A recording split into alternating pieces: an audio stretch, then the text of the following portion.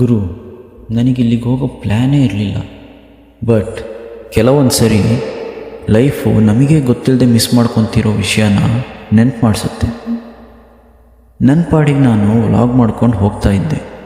ಹೀಗೆ ಒಂದು ಚಿಕ್ಕ ಪೆಟ್ ಶಾಪ್ ಕಂಡು ಬಂತು. ಒಂದು ಸಾರಿ ನೋಡ್ಕೊಬರೋಣ ಅಂತ ಒಳಗೆ ಹೋದ ತಕ್ಷಣ ನಿಜ ಹೇಳಬೇಕು ಅಂದರೆ ಮನಸ್ಸು ಶಾಂತವಾಯಿತು. ಕೆಲಸದ ಒತ್ತಡ, ಹೊರಗಿನ ಶಬ್ದ ಎಲ್ಲವೂ ಒಂದು ಕ್ಷಣ ನಿಂತೋದಾಗಾಯಿತು. ಈ ಚಿಕ್ಕ ಪ್ರಾಣಿಗಳನ್ನು ನೋಡಿದಾಗ ಒಂದು ವಿಚಾರ ನನಗೆ ಮನಸ್ಸಿಗೆ ಬಂತು. ಇವುಗಳಿಗೆ ಹೆಸರು ಮಾಡೋ ಹಂಗಿಲ್ಲ, ಸ್ಟೇಟಸ್ನ ಹಂಗಂತೂ ಮೊದಲೇ ಇಲ್ಲ.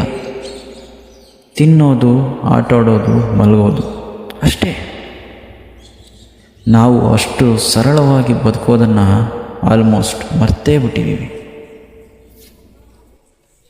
ಅಲ್ಲಿ ನಿಂತ ಕ್ಷಣದಲ್ಲಿ ನನಗೆ ನನ್ನ ಊರಿನ ನೆನಪಾಯಿತು.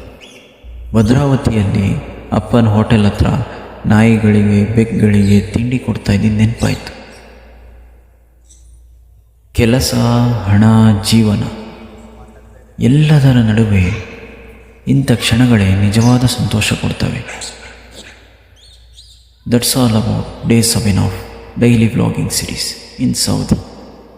Still learning, still becoming. ನಾನು ನಿಮ್ಮ ಪ್ರೀತಿಯ ಪ್ರಶಾಂತ್, ಸೈನಿಂಗ್ ಆಫ್.